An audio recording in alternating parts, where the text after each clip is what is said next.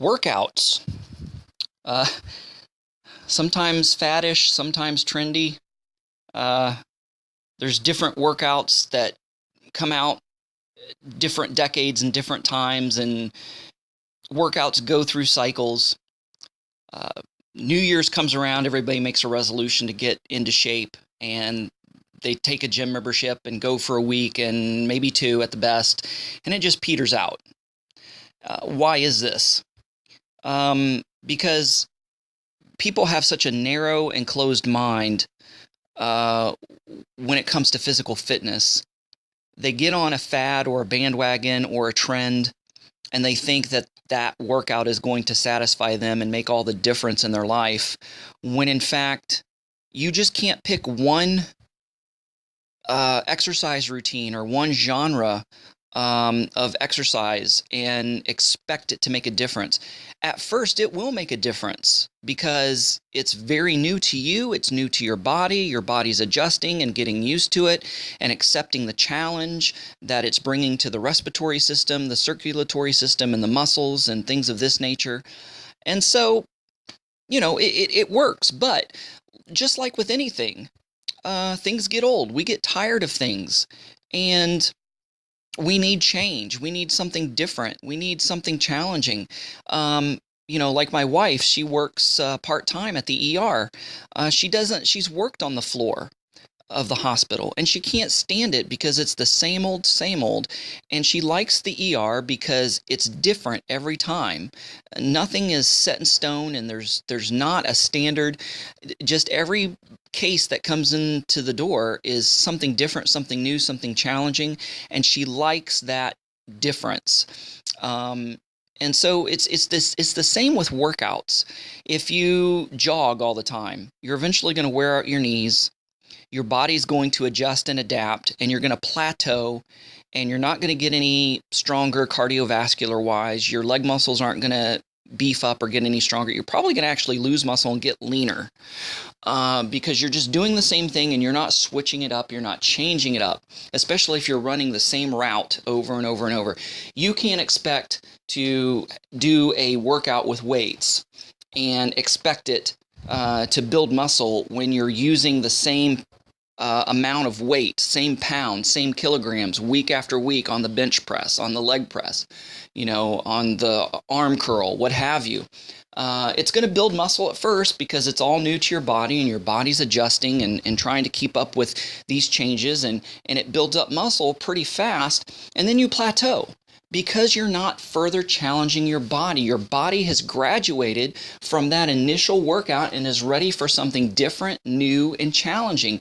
And if you don't challenge your body, you're going to plateau and you're not going to grow. And it's the same thing spiritually. There is such a thing as spiritual workouts and spiritual muscle. And we in our trials and our tribulations and temptations and crises in our lives that come about and problems, these are the things that build muscle.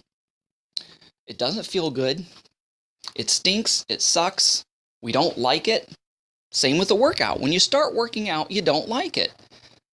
Your body is not used to the rigor and the challenge that's being presented through the workouts. And, like 3 minutes into a run, you're like, oh, I wish I was dead. I want to go back home. I never want to do this again. Or maybe the day after a weightlifting session, you're so sore, it hurts to even walk.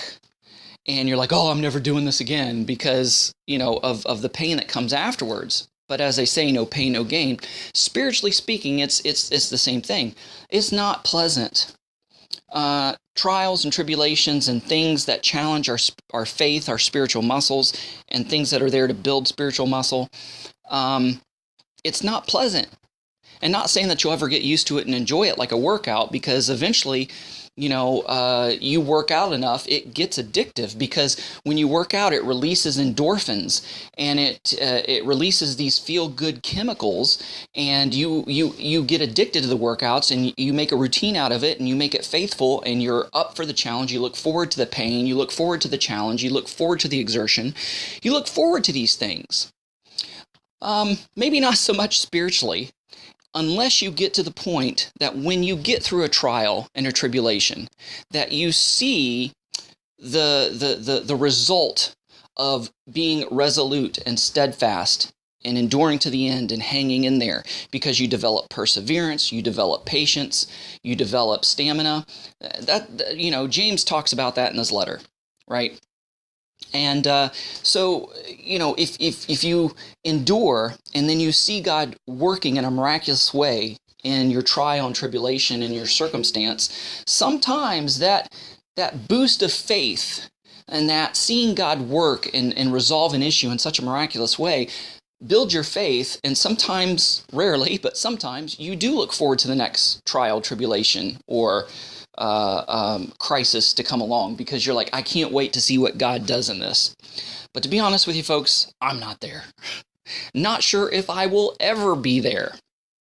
I don't like being in the midst of a trial, a tribulation, a crisis, or a circumstance, because doubts arise. Anxiety arise, things that challenge my faith arises, and I don't feel content. I don't feel happy. I don't feel good. I don't feel like I'm on a spiritual high.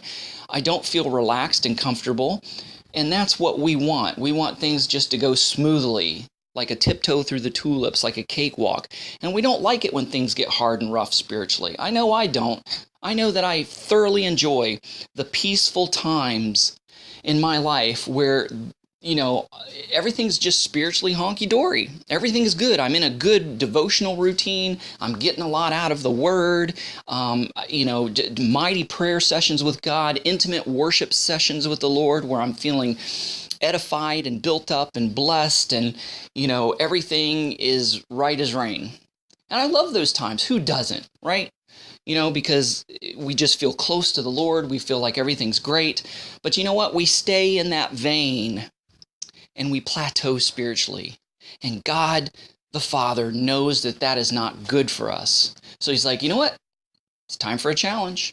You know what? It's time for a spiritual workout. It's time to build up the spiritual muscle of faith. And we don't like that. And it always comes as a surprise. We don't see it coming, because if we saw it coming, we would run from it like Jonah, running from the call of God. And where did that get him? In the belly of a fish for 3 days and 3 nights, right? So a lot of these trials and tribulations come out of the blue, come out of the woodwork, come as a surprise, come in the midst of great peace and prosperity in our life, because God realizes that we've plateaued, or we're about to plateau. And he wants us to continue to grow. He wants us to build faith, because, we need to level up. Just like a workout, when you plateau, you're not building muscle anymore. You're just maintaining. And it's easy to maintain. And so you have to change your workout physically, up the poundage, up the kilograms, up the minutes you work out, up the intensity, trying a different routine or a different type of workout. And then that just stimulates your body to grow. And it sucks and it hurts and it's painful at first. Then you get used to it. And then you have to move on to another workout. Same spiritually.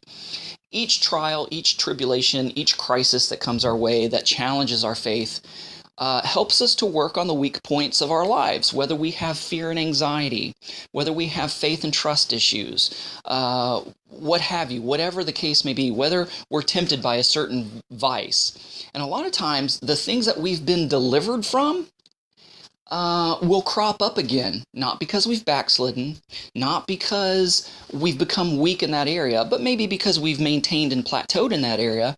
And God just wants us to remind us that we have been delivered and that we need to remain steadfast in our deliverance and our resolve to remain free and remain delivered. So, like with me, my issues tend to be that of fear and anxiety. My issues tend to be that of trust issues of faith. So, anger issues that cause me to become angry or irritable or bitter.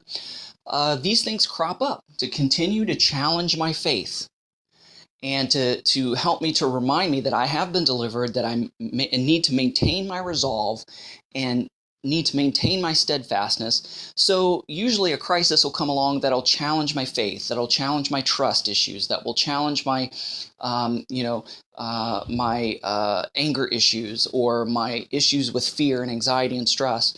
And I just need to endure to the end. I need to look at it and see it as a spiritual workout, and realize that, no matter how painful or how bleak it looks, there's always going to be a positive outcome. Just like with a physical workout, it hurts, it's painful, it stinks at the moment usually, but when you see the end result and you start making gains and look in the mirror and start seeing the muscle mass you're developing, you start noticing that your breathing is much easier and you can last much longer on a jog. Other people start noticing that you're losing weight. It encourages you to keep going and to push harder and to push further.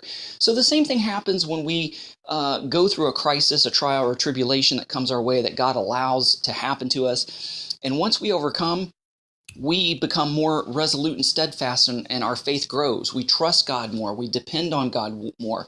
We know that He's going to see us through more. We are more apt to see more miracles and more great things, more answers to prayer. More awesome things happen in our life because we've gone through these trials and tribulations, and our faith and our trust in Him and His Word is being built up. We're seeing how He provides for us, how He delivers us, how He strengthens us and gives us the wisdom to push through whatever valley, trial, tribulation, crisis that we're going through at the moment. And we don't always see the results until we're on the other side. And then people say, wow, you're so calm, and you're going through this trial, and you're a lot calmer than you used to be. What's changed? And then you realize, wow, yeah, I'm handling this a lot better than I used to handle other crises in my life. God has changed me. God is moving, and God is working in me. So if we want to go from glory to glory, from different levels of faith, we want to draw closer to God. It's going to come through blood, sweat, and tears. It's going to come through pain. It's going to come through trials. It's going to come through tribulations. It's going to come through, a Joseph in Egypt situation. It's going to come through a Job situation. It's going to come through a Peter denying Christ situation. It's going to come through a Jonah situation. It's going to come through a Jesus in the wilderness being tempted situation. It's going to come in a patriarchal barrenness of the womb situation. It's going to come in a famine situation, and God sends the manna and the quail. It's gonna come in a Red Sea situation where the enemy is at our back and we're up against a wall. We're in a corner. We have nowhere to run, and the only way is through the sea. And God is going to provide and make a way through the Red Sea. He's gonna part the waters of the Red Sea, part the waters of the Jordan. It's going to be when we are attacked, like Israel was attacked by the different Canaanite nations that were around them, and we're going to see miraculous deliverance. It's going to come in these hard times when we see the glory of God, when we see the miracles of God. We're not going to be built up spiritually. We're not going to level up, and we're not going to grow strong spiritually, and God's not going to be able to use us further unless we go through these trials and tribulations, and we resolve to trust God. I'm always reminded of that earnest prayer of the man who had the demon-possessed boy. Yeshua and a couple of his choice disciples were on the Mount of Transfiguration, come down after that glorious experience, and then there's this guy with a demon-possessed son. He's like, Lord, your disciples couldn't do anything about it. If you can, help me. And Yeshua's like, what do you mean, if you can? Of course I can. He says, do you believe? And he says, I believe, but help thou my unbelief. And that's just like us. I believe God can do anything. I believe God can heal. I believe God can restore. I believe God can rebuild. I believe in miracles, though I don't depend on them. I believe in them. I believe God's word wholeheartedly. And I can even look back in my own life in the past and see biblical type miracles and victories in my life that God has brought me and seen me through. But when you're in the midst of a current one, oh, it looks so dark and it looks so bleak. And you're like, how in the world am I going to get through this? How in the world am I going to hang on? How is this? All I can see is death, doom, and destruction, and this is not going to end good. And the Lord will say to us, And we say, Lord, help me if you can. And he's like, if you can, don't you know who I am? And then that's when we cry out, Lord, I believe, but help thou my unbelief. Peter knew good and well that he could walk on water if Yeshua was with him. And he stepped out on to the stormy sea in full faith and confidence. But then he started seeing the lightning and hearing the thunder and the white caps of the waves, and it distracted him from his faith in Yeshua. And he's like, wow, many people have died on this sea. I could be the next one. Logically, I shouldn't be standing on this water and walking on this water. I could get struck by lightning. The thunder is shaking my very bones. It's frightening. And these seas, who knows what's under these depths, and the water's so cold, and it's these undertows and currents, and I could die. And he starts sinking. And he says, Lord, help! Because he took his eyes off Yeshua, and therefore his faith was compromised. So we learn from our mistakes. And you know what? That's kind of, Peter walking on the water and kind of flubbing up there and failing there is sort of like working out and we get an injury working out because we're not using proper body mechanics, or because we're lifting more than we should, or, because we just turn the wrong way, or we don't follow the exercise routine in the right way and use proper body mechanics. And we get a little injury and it takes us out for a little bit and we have to rest and recoup. And when Yeshua said, your faith is so small, why did your faith fail you? Oh, you have little faith. And Peter probably felt bad, but that was like a spiritual injury to a workout. He had to rest up and wait till the next trial, the next tribulation, the next test to come along. He may have failed that one, but you know what? We may lose the battle, but we're always going to win the war. And so you may be injured physically in a workout that may take you out for a week or two, but that gives you time to think, regroup, and to prepare for the next, when you're better, in the next workout, and you won't make the same mistake twice. So even our spiritual failures, even our spiritual injuries are for our good and for our benefit, because we realize, wow, I screwed up, I made a mistake, I'm not going to make that same mistake twice. You learn from your mistakes.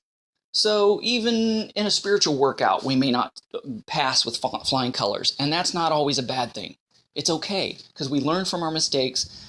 We just rest up and wait for the next time. We repent, ask forgiveness, and just, learn from our mistakes, because God's going to, bring us along again to test us again, and to, give us kind of a second chance. And as I'm speaking this, as I am teaching this, I'm preaching to the choir. I'm preaching to myself here, because I am currently going through a very frightful, fearful, ominous, uncertain circumstance in my life that is testing my faith and testing my resolve not to be afraid, testing my resolve not to become bitter and angry, testing my resolve not to become passive and to be a recluse and recede into myself like a clam or a turtle. And so I'm being tested right now. And a friend reminded me, you know what? I just see this as a spiritual workout. And sometimes we have to pay the consequences of a mistake or something we did years ago. And it comes back to haunt us. Doesn't mean that God has left us. Doesn't mean that God's not going to help us. We have to deal with the repercussions of mistakes from our past, even though we've been forgiven or repentant or what have you. But God is going to see us through the current situation and crisis, because as Rav Shaul, the Apostle Paul, said, all things work together for good for them that love the Lord and are called according to his purpose. So if we have our faith and our trust, Lord, I believe, help my unbelief, in him, he is going to see us through, and he is going to work out a miraculous solution in our life. Another instance, I know of a friend of mine, who has had marital problems. Him and his wife were separated and estranged, and they were living apart and they were having marital issues. Well, in the process, his wife gets in a car accident, and because he is estranged and he's away, the kids get taken into care, into state care, and everything just looks bad. Everything just looks like it's falling apart and going to crap. And any logical person, any normal person, any typical person would say, God, where are you? Why are you allowing this to happen to me? But God is saying in this spiritual circumstance, I'm still on the throne. I am still in control. Yeah, this stinks, this sucks, this is bad. But sometimes God allows tragedy and trials and tribulations to come into our life to break up our stony heart, to wake up those that are apathetic, cold, and indifferent, and to allow others' faith to be strengthened and built. Well, this friend of mine put his whole trust in God, no matter what the outside circumstances look like. And he come back to me and says, you won't believe it. Insurance is going to pay for it all. We're going to get a new vehicle. Everything's going to pay for it all. This has caused me and my wife to draw closer together, and we're getting back together, and we're working through things, and we're working things out. And, it's caused me to man up and kind of get back on my feet and take responsibility. And it really looks like soon that we're going to get our kids back, and everything's working out because he dug in his heels and decided to have faith and trust in God. And boom, God started showing, revealing himself and showing miracles. And you know what? He's going to come through the spiritual workout, and he'll still see it as a dark time, but he's going to look at the victory and say, wow, this was my Red Sea. This was my Goliath. This was my desert. This was my famine. And God saw me through, and he did what nobody else could do. This just isn't logical. It shouldn't have worked out this way. And God miraculously provided. And as a result, his faith has become stronger. He's leveled up. He's making spiritual muscular gains. And it's so awesome to watch and so awesome to see. So, yeah, maybe you're going through something similar that I'm going through. I'm just here to encourage you to hang on and to endure to the end, and not to be afraid and not to give up, but to say, Lord, I believe, and help my unbelief, and dig in and trust God and renounce and rebuke that fear and that bitterness and that anger or whatever that's trying to bring you down or to crush your faith or and your trust in God. Recognize, renounce, and rebuke it, cast it out in Yeshua's name, and declare that you believe and declare that you trust God. And praise and worship him anyway. Praise and worship sometimes is a way more powerful weapon than prayer. Prayer is God help. And praise and worship is, God, even though I don't have the answer right now, you are going to answer me. You're going to answer me in the positive and the affirmative. You're going to answer me in such a way that's going to build my faith, going to bring glory and honor to you. So I am praising you for the answer that is on its way that hasn't been revealed yet. So praise and worship is an act of faith, even in the midst, especially in the midst of trials and tribulations and hardships. So folks, don't give up. Hang in there. Let's love one another, pray for one another. And thanks again for listening. Shalom and Shavua Tov. Hey everybody, thanks for watching. And don't forget to check out and subscribe to our social media accounts on Instagram at AD_International, on Facebook at Abraham's Descendants International, on Twitter at ADINT Ministries, and on Blogger at Ray Bash's Ramblings. And don't forget to check out and bookmark our website, abrahamsdescendants.com. Shalom.